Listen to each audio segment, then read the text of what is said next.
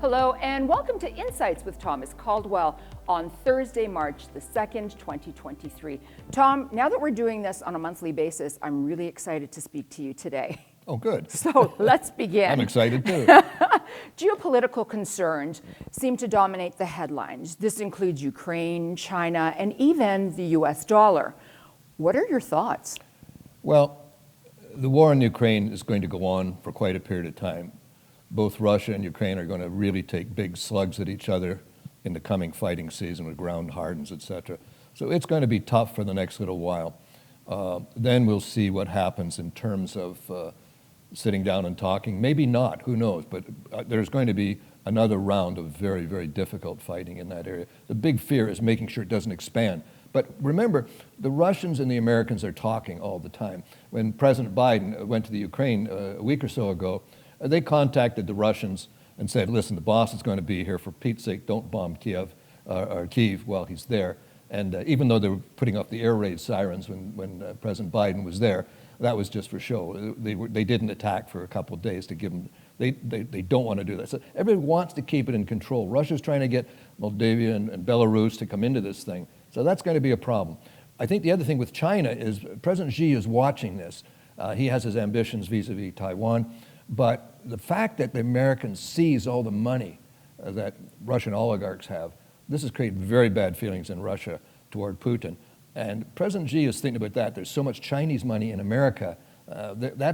He's watching to see how the battlefront works out, but also how it's affecting him economically. The interesting thing with the US dollar, though, is the US dollar is a world reserve currency. It's used for transactions around the world. But America has abused that position of a reserve currency because they've been printing money like crazy for years and years and years. And usually that's inflationary, but it's not because it goes out to fund world trade.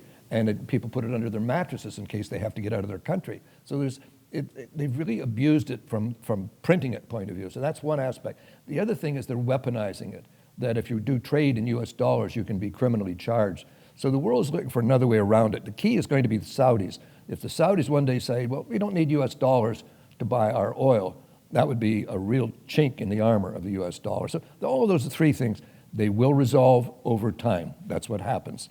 And as Ariel Sharon said vis-a-vis the war, sooner or later you got to talk to your enemies. And I think that's what's going to happen eventually there. So from an economic and market perspective, the markets have recently responded negatively to positive economic news and the resulting potential for, the upcoming interest rate increases. So what is happening here? Well, it's kind of perverse. I think the lay people don't understand the economy is doing well, but the market goes down. But you have to understand the linkage.